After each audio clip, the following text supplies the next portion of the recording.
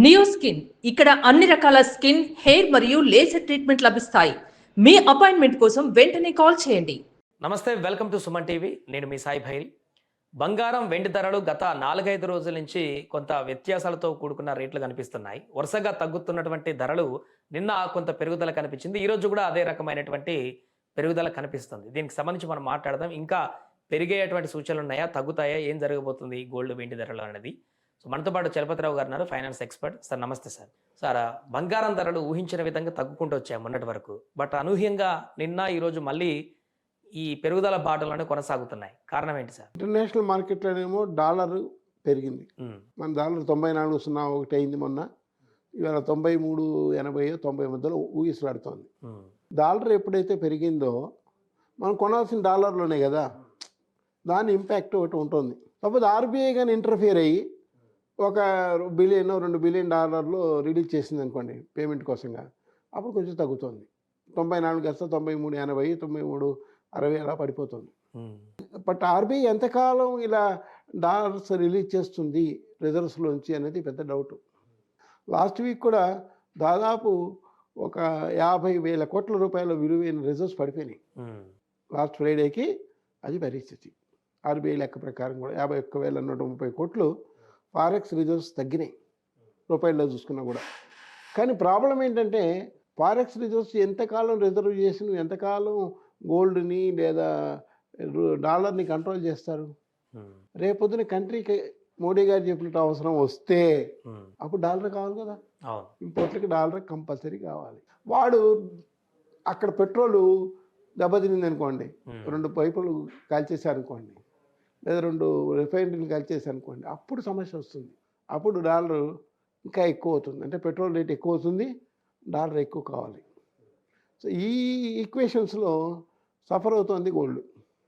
ఈ ఈక్వేషన్స్లో సఫర్ అవుతున్నది గోల్డ్ అనమాట. ఈ గోల్డ్లో పరిస్థితి ఏంటంటే సిల్వర్ అంతగా లేదు, కానీ గోల్డ్ మీద జనాల ఆశ ఉంది. గోల్డ్ రేట్ అనేది ఒక స్టాండర్డ్ రేటు, అదే ఒక ఇన్వెస్ట్మెంట్ కింద భావిస్తారు చాలామంది. గోల్డ్లో పెట్టేసేసి బంగారం కొనుక్కొని అట్లే నగలు కాదు, నగలు కొనుక్కున్న బంగారం కొని ఇంట్లో పెట్టుకునే వాళ్ళు చాలామంది ఉన్నారు. రైట్స్లో కూడా ఇన్కమ్ ట్యాక్స్ వాళ్ళు చెప్తారు, 100 కేజీలు బంగారం ఉంది, 20 కేజీల బంగారం ఉంది, 5 కేజీల బంగారం ఉంది, ఇంత దగ్గర 2 కేజీల బంగారం ఉంది, లెక్క చెప్తుంటారు వాళ్ళు. బంగారం అనేది ఒక ఇన్వెస్ట్మెంట్ కింద కూడా భావిస్తారు చాలామంది. గోల్డ్ రేట్ స్టాండర్డ్ అని ఇంటర్నేషనల్ స్టాండర్డ్ అది. గోల్డ్ ఉంటే ఎక్కడైనా బతకచ్చు కదా.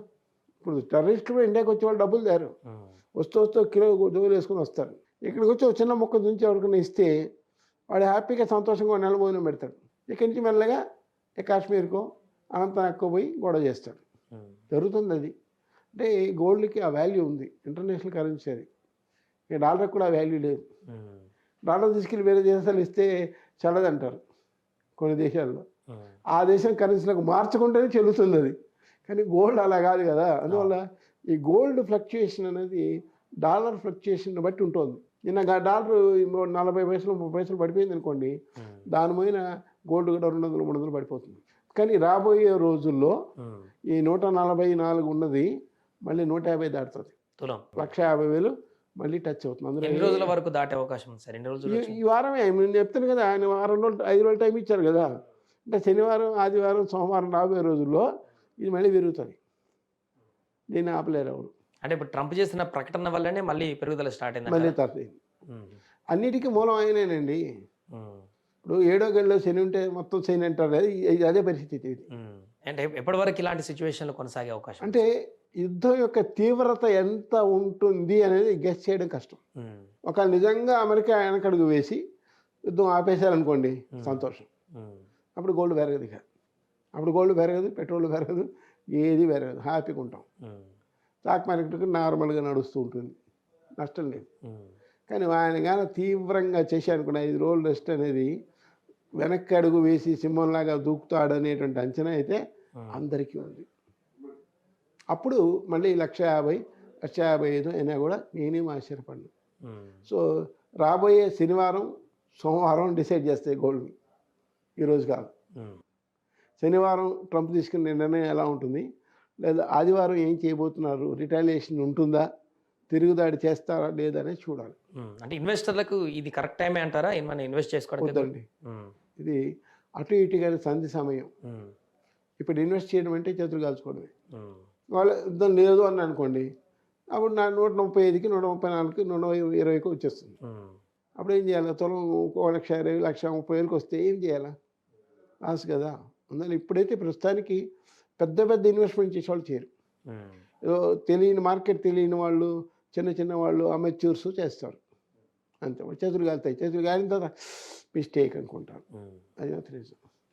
కానీ తీవ్రంగా చర్య తీసుకుంటే శనివారం ఆదివారం రాబోయే సోమవారాల్లో అమెరికా కన్నా పెరిగిపోతుంది. అప్పుడు 150 దాటిపోతుంది. కానీ మొన్నటి వరకు ఇరాన్ ఇజ్రాయెల్ అంత తీవ్రంగా యుద్ధం జరుగుతున్న సందర్భంలో కూడా గోల్డ్ తగ్గుకుంటూ వచ్చింది. కానీ ఇప్పుడు ఈ యుద్ధం ఇంపాక్ట్ అనేది మళ్ళీ దీని మీద పడుతుంది. పడుతుందండి. న్యాచురల్గా ఉంటుంది. అంటే ఇవన్నీ కూడా సెన్సిటివ్ కమాడిటీస్. సెన్సిటివ్ కమాడిటీ అంటే పెట్రోల్ కానీ, డీజిల్ కానీ, లేకపోతే బంగారం కానీ, డాలర్ కానీ, ఇవన్నీ సెన్సిటివ్ కమాడిటీస్. ఏ ఒక్క చిన్న సంఘటన జరిగినా కూడా దాని ఇంపాక్ట్ మొత్తం ప్రపంచం మీద ఉంటుంది. చాలా సెన్సిటివ్ కమాడిటీస్. రేపు ట్రంప్ గారు తుమ్మారు అంటే స్టాక్ మార్కెట్ అమెరికాలో పడిపోద్ది. ఇది మాత్రం నిజం. ఈ 4 చాలా సెన్సిటివ్ ఫ్యాక్టర్స్ అన్నమాట. ఎంతకాలం వరకు ఉండొచ్చు సార్ ఇంకెట్లా? అదే సోమవారం నాటికి కానీ మనం చెప్పలేం.